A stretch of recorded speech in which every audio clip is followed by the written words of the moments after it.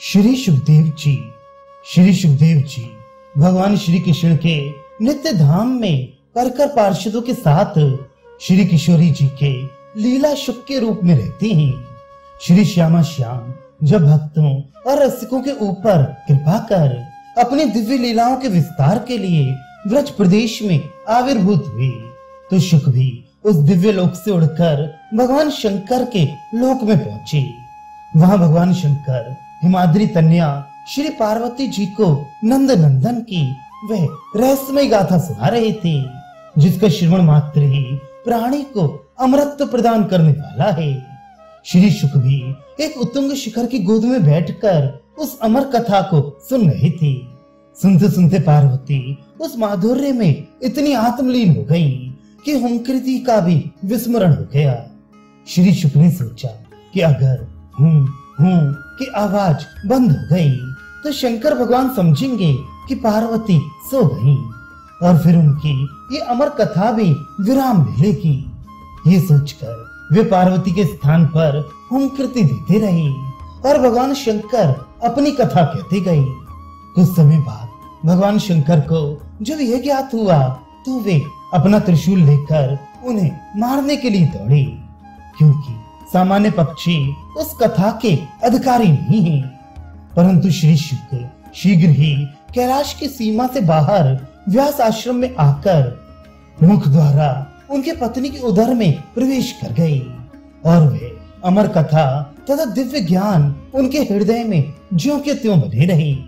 श्री सुखदेव जी के गर्भ में आने के संबंध में इस कथा के अतिरिक्त और भी अनेकों कथाएं शास्त्रों में आती हैं, जो सभी कल्प भेद से सत्य हैं। एक स्थान पर श्री सुखदेव जी को बादरायण श्री व्यास की वटिका नाम की पत्नी से उत्पन्न हुआ कहा गया है। एक बार श्री व्यास जी और वटिका अनंत ज्ञान और अपार तेजों में रूप वाले धैर्यशील पुत्र की प्राप्ति के लिए भगवान शंकर की विहार स्थली सुमेरु शृंग पर जाकर तपस्या करने लगे। यद्यपि श्री व्यास जी महाराज स्वयं दृष्टि मात्र से असंख्य योग्य पुत्र उत्पन्न करने की सामर्थ्य रखते थे, परंतु पुत्र प्राप्ति के हेतु भगवान की कृपा के लिए तपस्या करने के विधान को प्रारंभ करने की इच्छा से उन्होंने ऐसा करना स्वीकार किया था। श्री व्यास जी की तपस्या से प्रसन्न होकर भगवान शंकर ने इनको वरदान देकर कृतार्थ किया और समय पर व्यास पत्नी वटिका ने गर्भ धारण किया। श्री सुखदेव जी माया के भय से अपनी माता के गर्भ में 12 वर्ष तक रहे। उनको पता था कि भगवान की माया बड़ी बलवती है। वे उधर से बाहर आते ही जीव को अज्ञान के आवरण से ऐसा ढक देती है कि उसे ना तो पहली बातों का ही ध्यान रहता है और ना भविष्य के संबंध में ही जानकारी रहती है। उन्होंने योग बल से आकार अत्यंत सूक्ष्म बना रखा था, जिससे माता को उनके कारण किसी प्रकार का कष्ट नहीं उठाना पड़ता था। 12 वर्ष बीत गए। श्री सुखदेव जी गर्भ में ही बने रहे।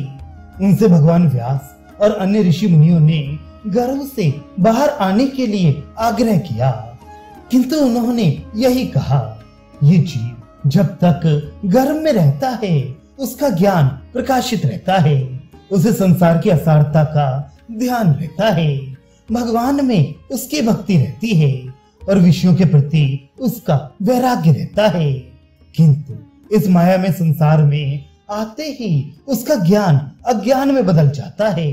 वह भगवान को भूल जाता है और विषयों में फंस जाता है। संसार के प्रति उसकी आसक्ति बढ़ जाती है और वह सदासत का विचार किए बिना अकर्म में लग जाता है, जो दुख और जन्म मरण के चक्र को गतिशील बनाने का कारण होते हैं। देव ऋषि नारद ने भी सुखदेव जी से जब बाहर आने का आग्रह किया तो उन्होंने उनसे भी माया के भय की बात कहकर संसार में आने की असमर्थता प्रकट करी। श्री नारद जी की कृपा से भगवान श्री कृष्ण ने जब स्वयं आकर श्री सुखदेव जी को दर्शन दिए और उन्हें आश्वासन देते हुए कहा कि संसार में आने पर भी मेरी माया तुम्हारा स्पर्श नहीं करेगी, तो उन्होंने इस धरती पर जन्म लिया और जन्म लेते ही वन की ओर चल पड़े। कठिन तपस्या और लंबी प्रतीक्षा के बाद भी पुत्र की इस विरक्ति और वन गमन को देखकर व्यास जी महाराज व्याकुल हो उठे और अपने नवजात सुकुमार पुत्र के पीछे विकलता वाणी से हे पुत्र पुकारते हुए भागने लगे।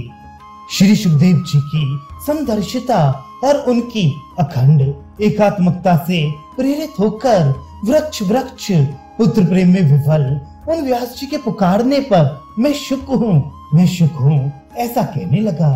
भगवान व्यास अत्यंत व्याकुल हो अपने प्रिय पुत्र को पुकारते चले जा रहे थे। रास्ते में वे एक सरोवर के किनारे से होकर जा रहे थे। उस सरोवर के जल में कुछ देवांगनाएं नग्न हो स्नान कर रही थीं। जब उन्होंने सुखदेव जी को आता हुआ देखा तो वे पूर्ववत क्रीड़ा विहार करती रहीं, किंतु श्री व्यास जी को आता देखकर लज्जा के कारण सरोवर से बाहर आकर उन्होंने अपने अपने वस्त्र पहन लिए। व्यास जी को यह देखकर बड़ा आश्चर्य हुआ। उन्होंने पूछा, देवियों, अभी इस रास्ते से मेरा युवक पुत्र दिगंबर अवस्था में गया है। आपने ना तो उससे लज्जा की और ना उसका कोई विशेष ध्यान ही दिया। फिर मुझ वृद्ध से इतनी लज्जा करने की क्या आवश्यकता है? बड़ी नम्रता से देवांगनाओं ने उत्तर दिया, महर्षि, आप हमें क्षमा करें। आपके पूछने पर हमें इतना कहना पड़ रहा है। आप वृद्ध होने पर भी इतना तो पहचानते ही हैं कि कौन स्त्री है और कौन पुरुष है। परंतु आपके पुत्र श्री सुखदेव जी को तो स्त्री और पुरुष के भेद का ही पता नहीं है। इसलिए श्री सुखदेव जी के सामने लज्जा करना और ना करना बराबर है। उन देवियों की बात सुनकर श्री व्यास जी लौट आए। उन्होंने सोचा, जिसे स्त्री पुरुष का अंतर भी मालूम नहीं, उसे माता पिता के संबंध का ही कब ज्ञान होगा। परंतु श्री व्यास जी का सुखदेव जी के प्रति अपार स्नेह था, अतः वे ऐसी युक्ति सोचने लगे जिससे वे अपना कुछ समय अपने प्रिय पुत्र के साथ बिता सके। व्यास जी समझ गए कि सांसारिक आकर्षण से शुक रीझने वाले नहीं हैं। उन जैसे आत्माराम भगवान के भक्त को तो भगवान का दिव्य रूप और मंगलमय चरित्र ही आकर्षित कर सकता है। इसलिए उन्होंने एक श्लोक बनाकर अपने शिष्य को याद करा दिया और उनसे कहा कि तुम सब ये श्लोक वन में उस स्थान पर जाकर सुनाना जहाँ श्री सुखदेव जी हों।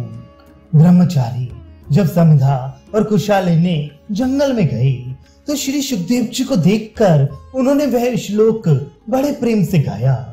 श्री सुखदेव जी के कानों में जब वह मधुर ध्वनि सुनाई पड़ी तो सुंदर राग पर मुग्ध हुई मृगी के समान वे खिंचे हुए चले आए और ब्रह्मचारियों से उस श्लोक के सिखाने का आग्रह करने लगे। वे ब्रह्मचारी श्री सुखदेव जी को व्यास जी के पास ले आए।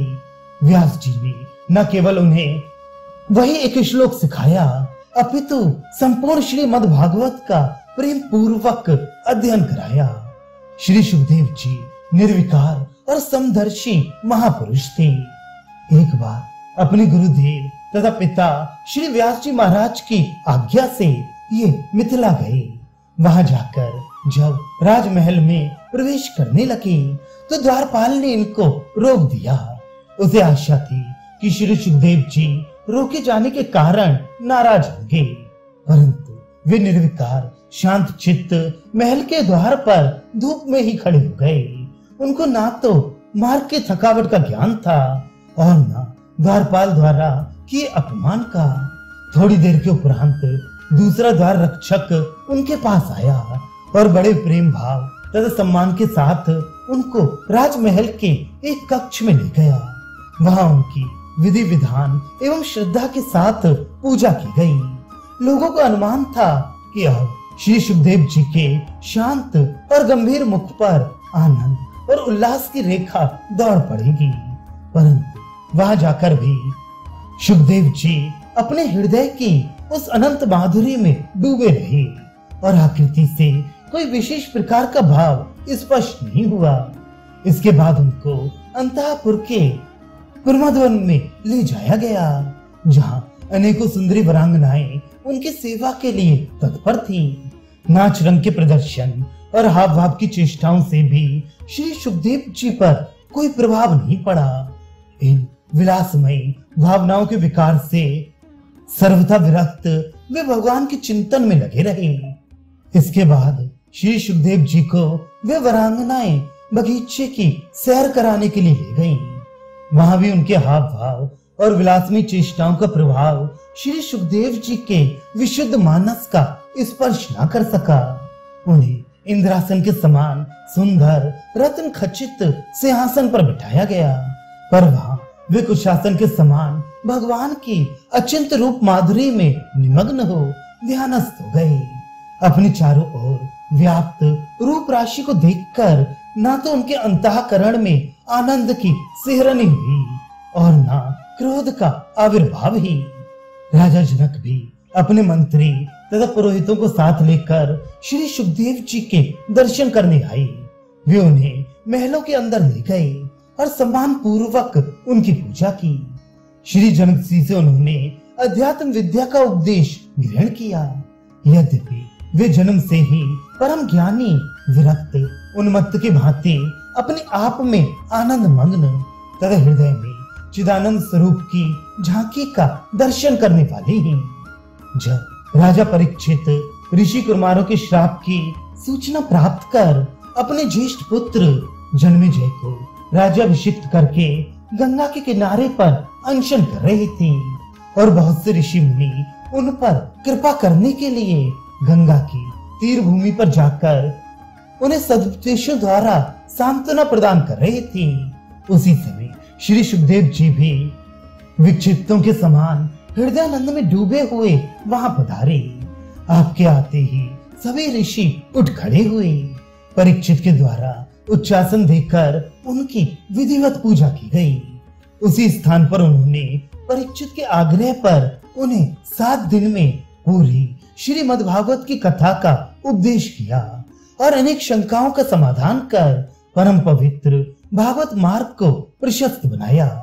श्री सुखदेव जी भक्ति के आचार्य तो हैं ही, साथ ही शंकर अद्वैत के आचार्यों में भी उनका प्रमुख स्थान है।